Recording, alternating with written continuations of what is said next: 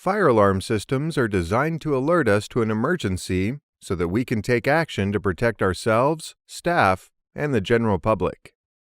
Fire alarms are found in offices, factories, and public buildings.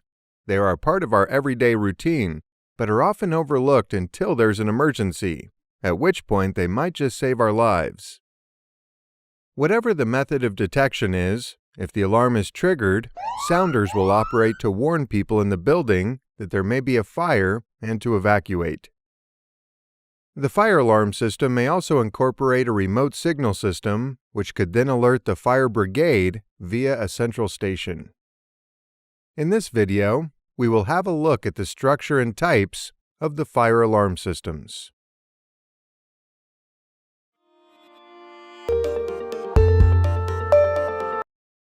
The brain of the system is the fire alarm control panel. It is the central hub for all of the detector signals to be wired to, and provides a status indication to the users. The unit can also be set up to simulate an alarm for use in routine fire and evacuation drills, so all staff knows what action to take in the event of a real fire. At the core of a fire alarm system are the detection devices, from sophisticated intelligent smoke detectors to simple manually operated break glass units. There are a wide array of different types, but we can divide them into groups, including heat detectors, smoke detectors, carbon monoxide detectors, multi-sensor detectors, and manual call points. A heat detector can either work on a fixed temperature basis, where it will trigger an alarm if the temperature exceeds a preset value, or they can work on the rate of change in temperature. Commonly, heat detectors work in a similar way to an electrical fuse. The detectors contain a eutectic alloy, which is heat sensitive. When a certain temperature is reached, the alloy turns from a solid to a liquid, which in turn triggers the alarm. There are three basic types of smoke detectors, including ionization, light obscuring, and light scattering. An ionization smoke detector generally contains two chambers. The first is used as a reference to compensate for changes in ambient temperature, humidity, or pressure. The second chamber contains a radioactive source, usually alpha particle, which ionizes the air passing through the chamber where current flows between two electrodes. When smoke enters the chamber, the current flow decreases. The drop in current flow is used to initiate an alarm. The light scattering smoke detector operates on the Tyndall effect. A photocell and light source are separated from each other by a darkened chamber, such that the light source does not fall on the photocell. The passage of smoke into the chamber causes the light from the source to be scattered and fall on the photocell. The photocell output is being used to initiate an alarm. In the light obscuring smoke detector, smoke interferes with a light beam between a light source and photocell. The photocell measures the amount of light it receives.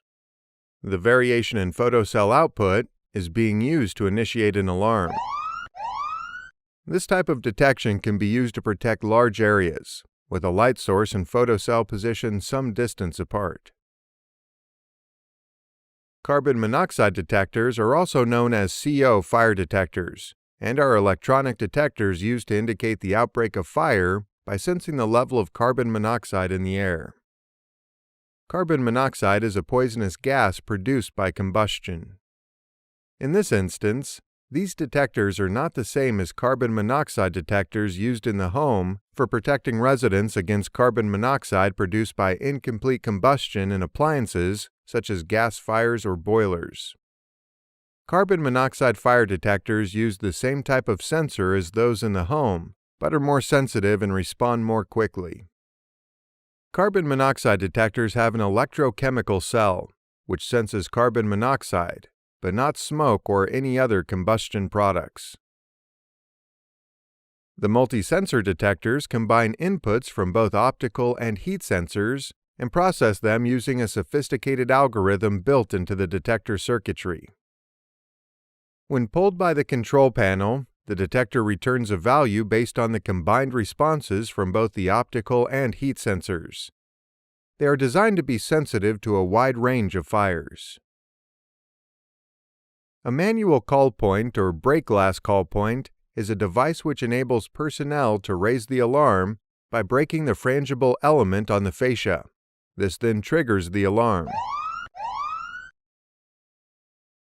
Fire alarm systems can be broken down into four main types: conventional, addressable, intelligent fire systems, and wireless systems. Let's spend some time considering each. In a conventional fire alarm system, physical cabling is used to interconnect several call points and detectors, the signals from which are wired back to the main control unit. Call points and detectors are arranged in zones to simplify locating the cause of the alarm. This is important for both the fire brigade and general building management.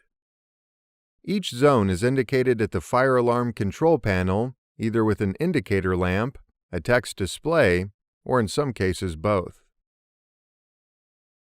It makes sense that the more we can divide a building into zones, the more accurate locating the alarm trigger will be. The control panel is wired to a minimum of 2 sounder circuits, which could contain bells, electronic sounders, or other audible devices. It is these devices which sound the alarm when triggered. The detection principle of an addressable system is the same as a conventional system, except that each detector is given a set address, usually by means of a dip switch. And the control panel can then determine exactly which detector or call point has initiated the alarm. The detection circuit is wired as a loop, and up to 99 devices may be connected to each loop. It is common for the loop to be fitted with loop isolation modules, so that the loop is sectioned in order to ensure that a short circuit or single fault will only cause the loss of a small part of the system, allowing the rest of the system to function normally. In the previous two systems, the conventional system and the addressable system, the detectors are not considered intelligent, as they can only give output signals representing the value of detected phenomena. It is left up to the control unit to decide whether there is a fire, fault, pre-alarm, or other. However, in our next type of system, which is an intelligent fire alarm system, each detector effectively incorporates its own computer, which evaluates the environment around it and communicates to the control panel whether there is a fire, fault, or the detector head needs cleaning. Essentially, intelligent systems are far more complex and incorporate far more facilities than conventional or addressable systems. Their primary purpose is to help prevent the occurrence of false alarms. Intelligent fire alarm systems are available in 2, 4, and 8-loop versions, which means large premises can be monitored from one single panel. The final type of system we will consider is the wireless fire alarm system. These are an effective alternative to traditional wired fire alarm systems for all applications. They utilize secure license-free radio communications to interconnect the sensors and devices with the controllers. It is a simple concept, which provides many unique benefits and is a full intelligent fire detection system without the need for cabling. In this video, we have learned that fire alarm systems are fitted in many buildings we encounter every day, and that they are used to warn people within the building of an emergency fire-related situation. We discussed the main types of detectors: heat detectors, smoke detectors, carbon monoxide detectors, multi-sensor detectors, and manual call points. And finally, we looked at the different types of fire alarm systems: conventional, addressable, intelligent fire systems, and wireless systems. We hope you enjoyed this short introduction to fire alarm systems. Our team of experts is on hand to answer your questions and respond to your feedback. So please take the time to like and subscribe and leave us your comments. This is what drives us to add more great content.